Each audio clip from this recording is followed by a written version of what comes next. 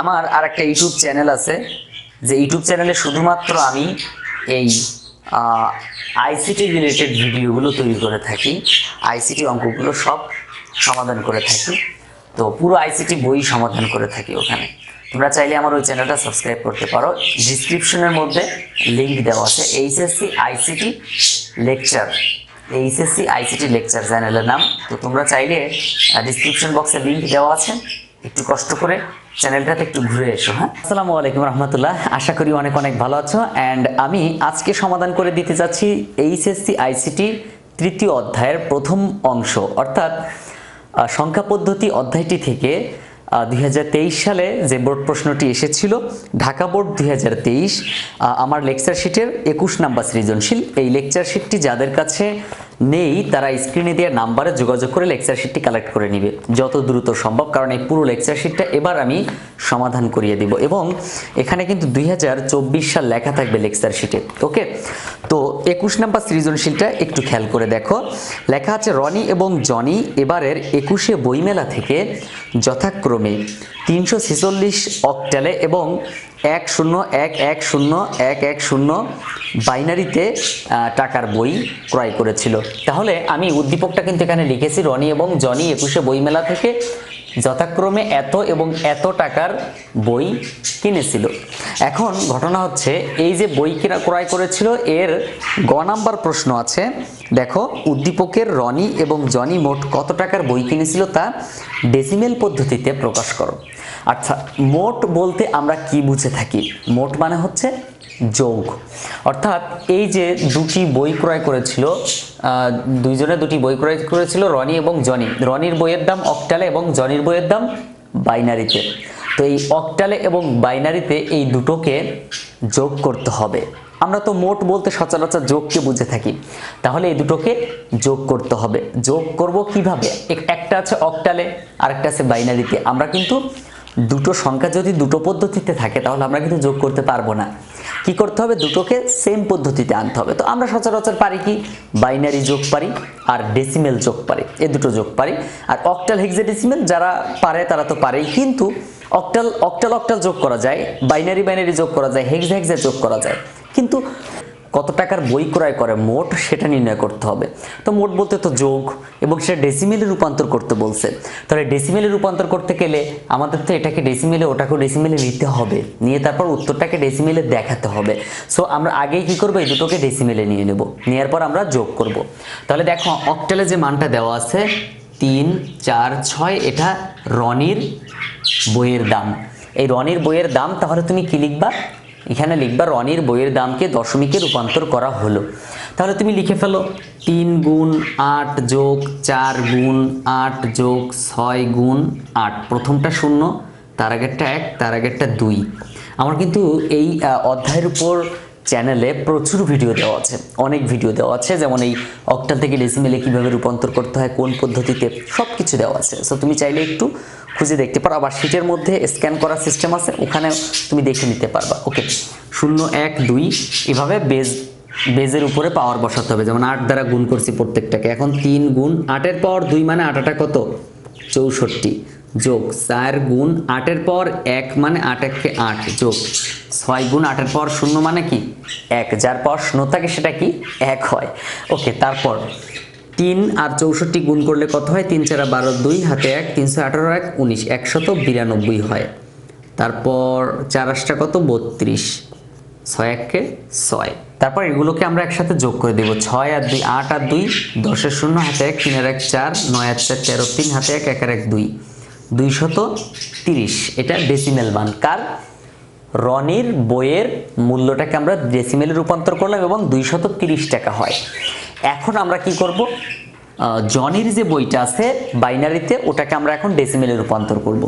তাহলে চলো ডেসিমেলে রূপান্তর করি। 1 0 1 1 0 1 1 0। ওকে, এটা বাইনারিতে আছে, এখন এটাকে ডেসিমেলে নিব। তো আমরা এখন প্রত্যেকটার সাথে 2 গুণ করব, কারণ আমরা জানি যে কোনো সংখ্যা পদ্ধতি থেকে দশমিক বা ডেসিমেলে রূপান্তর করতে হলে বেস দ্বারা গুণ করতে হয় এবং পাওয়ার বসাতে হয়। তো আমি সেম কাজ করব। 1 গুণ 2 যোগ 0 গুণ 2 যোগ 1 গুণ 2 যোগ 1 গুণ 2 তারপর যোগ 0 গুণ 2 যোগ 1 গুণ 2 যোগ 1 গুণ 2 যোগ 0 গুণ 2। আমি কিন্তু প্রত্যেকটার সাথে 2 গুণ করলাম, একটু খেয়াল করে দেখো। প্রথম 1-এর সাথে 2 গুণ করছি, তারপর 0-এর সাথে 2 গুণ করছি, তারপর 1-এর সাথে 2 গুণ, তারপর 1-এর সাথে 2 গুণ, 0-এর সাথে 2 গুণ, 1-এর সাথে 2 গুণ, 1-এর সাথে 2 গুণ, 0-এর সাথে 2 গুণ। এবার আমাদেরকে বেজ বসাতে, ওই বেজের উপরে পাওয়ার বসাতে হবে। তো সেটা ডান পাশ থেকে বসাবো।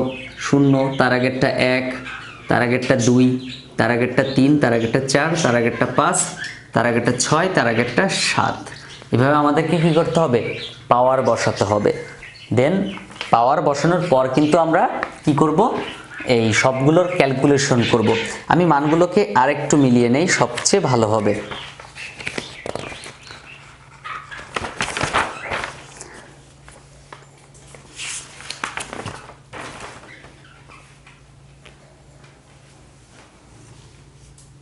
এক 0 1 1 0 1 1 0। ওকে, তাহলে এখন আমরা যেটা করব, এই ক্যালকুলেশন করব। তো 1 গুণ 2 এর পাওয়ার 7, 2 এর পাওয়ার 7 মানে কি? 2-কে 7 বার গুণ করতে হবে। তাহলে তুমি 2-কে যদি 7 বার গুণ করো কত হবে? 2 গুণ 2 গুণ 2 গুণ 2 গুণ 2 গুণ 2, 1 2 3 4 5 6 গুণ 2 7।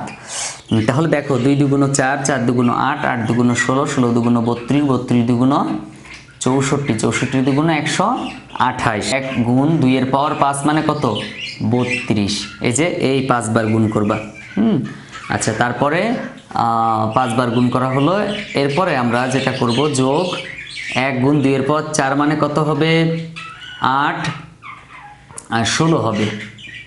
তারপর 0 গুণ 2 এর পাওয়ার 3 মানে 8 হবে, যোগ 1 গুণ 2 এর পাওয়ার 2 মানে 4 হবে, যোগ 1 গুণ 2 এর পাওয়ার 1 মানে 2 হবে, যোগ 0 গুণ 2 এর পাওয়ার 0 মানে 1 হবে। একটু খেয়াল করে দেখো, 0 গুণ 2 এর পাওয়ার 0 মানে কত? 1 হবে। এবার 128 1-কে 128 যোগ 64 0 গুণ করলে 0, যোগ 32 1-কে কত? 32, যোগ 16 1-কে 16, যোগ 8 0 0, যোগ 4 1-কে 4, তারপর 2 1-কে কত?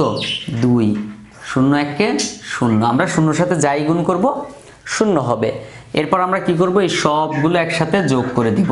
তো তুমি চাইলে এটা ক্যালকুলেটরে করে ফেলতে পারো, আবার হাতে হাতেও করতে পারো। হ্যাঁ, তো ক্যালকুলেটরে করে ফেলবা, তাহলে নির্ভুল হবে, নির্ভুল হওয়ার সম্ভাবনা আরও বেশি থাকবে। হ্যাঁ, তো ক্যালকুলেটরে 128 যোগ এই 32 যোগ 16, হ্যাঁ, তারপরে যোগ 4 যোগ 2 হয় কত? 100। ওকে, তাহলে আমরা যেটা দেখলাম এখানে জনির বইয়ের মূল্য ডেসিমেলে 182 এবং রনির বইয়ের মূল্য 230। দুটো কিন্তু এখন ডেসিমেলে আছে, আগে দুটো 2 পদ্ধতিতে ছিল। দুটো 2 পদ্ধতিতে থাকলে কখনোই সম্ভব হবে না সেটা যোগ করা। এজন্য আমরা দুটোকে একই পদ্ধতিতে আনলাম। এখন আমাদেরকে যে কাজটা করতে হবে সেটা হচ্ছে এই দুটোকে যোগ করতে হবে। তো 230 যোগ 182, তাহলে কত হবে? ওকে, 412। এটা কিন্তু ডেসিমেলে। তাহলে এখানে প্রশ্নে কিন্তু আমাদের বলা হয়েছিল উদ্দীপক রনি ও জনি মোট কত টাকার বই কিনেছিল তা ডেসিমেল পদ্ধতিতে বের করো। উত্তর কিন্তু আমরা ডেসিমেলে দেখালাম। তাহলে এখানে আমরা যেটা দেখতে পেলাম, খুব সহজেই কিন্তু উত্তর বের করে ফেলতে পারলাম দুটোকে ডেসিমেলে নেওয়ার পর। অনেকে কিন্তু এটা একটু কনফিউশনে পড়ে যাবে, কি করব, কি হবে, কিভাবে সলভ করব, কিন্তু না, আসলে জিনিসটা সেরকম না যেরকমটা আমরা ভেবে থাকি। ওকে, এরপর আমাদের গ নাম্বার হয়ে গেল। ঘ নাম্বারটা কি বলা আছে? উদ্দীপকের দুজনের মধ্যে কে বেশি মূল্যের বই কিনেছিল তা 2 এর পরিপূরক পদ্ধতিতে নির্ণয় করতে হবে। ওকে, একটু খেয়াল করো, আমরা এটাকে মুছে ফেলি। এটা ছিল গ নাম্বারটা, এখন আমরা ঘ নাম্বারটা সলভ করব। আমাদেরকে প্রথমেই কি করতে হবে? এই দুটোকে ডেসিমেলে নিতে হবে। তো এই দুটো তো অলরেডি ডেসিমেলে আছেই। কত? 346। এটা হচ্ছে অক্টাল মান। হ্যাঁ, আর এটাকে যদি ডেসিমেলে নেই তাহলে দেখো, সরি, ডেসিমেলে নিলে কত হবে? 230 হবে। ওকে, এটা ডেসিমেলে। ওকে, তারপরে আরেকটা মান আছে, সেটা হচ্ছে এই যে জনির বইয়ের মূল্য, যেটা এই বইয়ের মূল্যটা কিন্তু এখন ডেসিমেলে নিলে কত হয়? এই যে 182 হয়। ডেসিমেলে 182 হয়। এখন আমাদেরকে এই মান দুটোকে আমরা কি করব? দুজনের বইয়ের পার্থক্য বের করব। তো এখন ডেসিমেলে আছে, কোনটা বড় কোনটা ছোট আমরা পার্থক্য পদ্ধতিতে সচরাচর বুঝে থাকি কি? বড় সংখ্যা থেকে ছোট সংখ্যাটা বাদ দিতে হয়। তাহলে কিভাবে বাদ দিব? দেখো 230, আমি একটু এই পাশে লিখি, 230 এটা হচ্ছে ডেসিমেল, এখান থেকে বাদ দিব 182। এই হচ্ছে আমাদের কাজ। হ্যাঁ, এখন তাহলে আমরা বড়টা থেকে ছোটটা বাদ দিলে পার্থক্য বের হয়ে যাবে, এটা তো স্বাভাবিক। এর আরো অনেক কাজ আছে অবশ্য, তারপর আমি করে দিচ্ছি। হ্যাঁ, 230 থেকে 182 আমরা বাদ দিলাম। এখন দেখো এই দুটোর বাইনারি মান আমাদেরকে দেখাতে হবে, মানে থাকতে হবে। দুটোকে আমরা বাইনারিতে রূপান্তর করলে 230কে আমাদের বাইনারিতে রূপান্তর করতে হবে, আর এই 182 বাইনারি মানই দেওয়া আছে, সো এটা বাইনারিতে রূপান্তর করা লাগবে না। যেটা বাইনারিতে দেওয়া নেই সেটাকে আমরা বাইনারিতে রূপান্তর করে নিব। তাহলে এই 230কে যদি তুমি বাইনারিতে রূপান্তর করতে চাও তাহলে 2 দ্বারা ভাগ করতে হবে, অনেক বড় হওয়ার সম্ভাবনা আছে।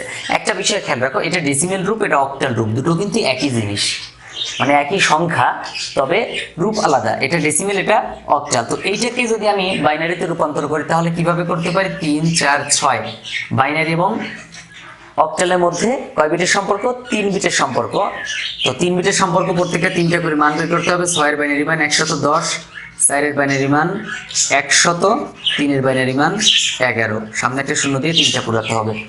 এই হচ্ছে বাইনারি মান। তো এইটাকে আমরা এখানে লিখে ফেলি, 0, 1, 1, 1,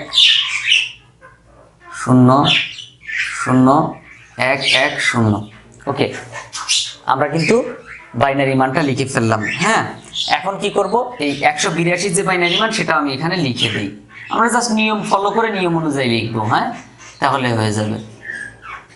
ওকে, এখন দেখো এটা হলো বাইনারি মান। একটু খেয়াল করে দেখো, আমরা দুটো ডেসিমেল রূপ পাইছি এবং বাইনারি মানও পাইছি। আমাদের কিন্তু এই মানটা খুব একটা কার্যকর না দুইয়ের পরিপূরক পদ্ধতিতে, মূলত বাইনারি এবং ডেসিমেলে দুটো পদ্ধতি কাজে লাগে। ওকে, এখন মাইনাস আছে কার আগে? দেখো 182।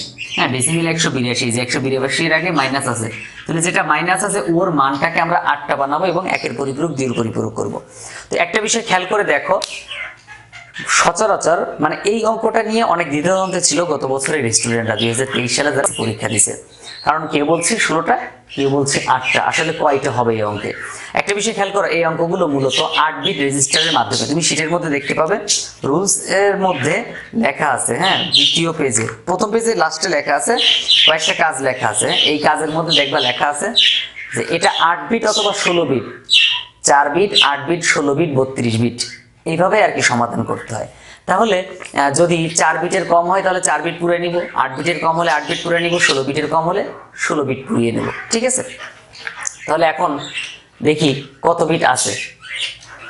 1টা, 2টা, 3টা, 4টা, 5টা, 6টা, 7টা, 8টা আছে এখানে। 1টা, 2টা, 3টা, 4টা, 5টা, 6টা, 7টা, 8টা। তাহলে এই শূন্য সামনে থাকলেও কি না থাকলেও কি আমাদের কোনো সমস্যা নাই, মূলত মান আছে কয়টা? 8টা, 8টায় আছে। তাহলে 16টায় আর যাওয়ার দরকার নেই। যদি 8টার বেশি থাকতো, একটা যদি বেশি হতো মানে 9টা হতো, তাহলে আমরা সেটাকে কি করতাম? অথবা 16টা বানিয়ে নিতাম। ঠিক আছে, মানে 16টার কম থাকলে 16টা পুরো নিতে হয়, 8টার বেশি থাকলে 16টাতে যেতে হবে। এখন এই মানটাকে আমরা একের পরিপূরক দুইয়ের পরিপূরক বানাবো। 1, 2, 3, 4, 5, 6, 7, 8, 1, 0, 0, 1, 0, 0, 1, 0। তারপর এর সাথে 1 যোগ করব। 1 আর 1 যোগ করলে 2, 10 এর 0 হাতে আছে 1, মানে এটাকে বলা হয় ফার্স্ট কমপ্লিমেন্ট।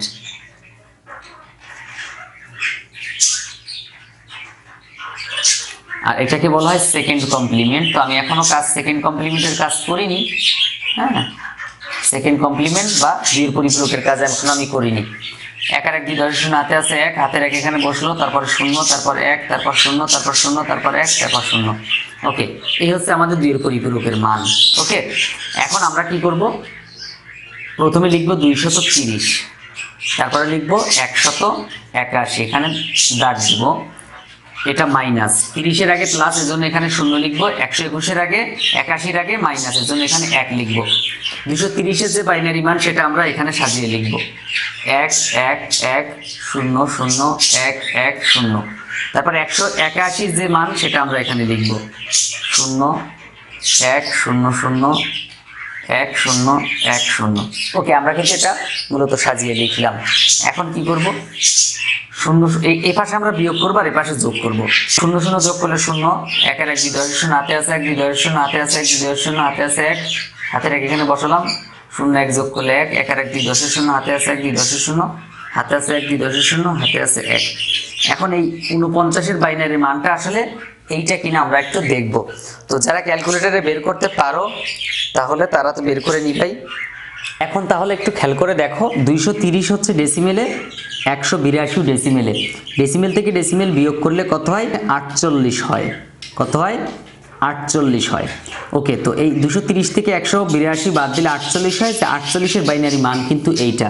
তো তুমি এটা ক্যালকুলেটরে বের করে দেখতে পারো অথবা খাতায় কোনো এক জায়গায় রাফ করে দেখতে পারো যে অঙ্কটা রাইট হচ্ছে কিনা, অর্থাৎ 48-এর বাইনারি মান এইটা কিনা। যদি বাইনারি মান এটা হয় তাহলে অঙ্ক মিলে গেছে। ওকে, তো আশা করি তুমি এটা পুরোটা বুঝেছো। না বুঝলে আরেকবার দেখো, চেষ্টা করো। প্রশ্ন থাকলে কমেন্টে জানাতে পারো। অসংখ্য ধন্যবাদ পুরো ভিডিওটা দেখার জন্য। আসসালামু আলাইকুম।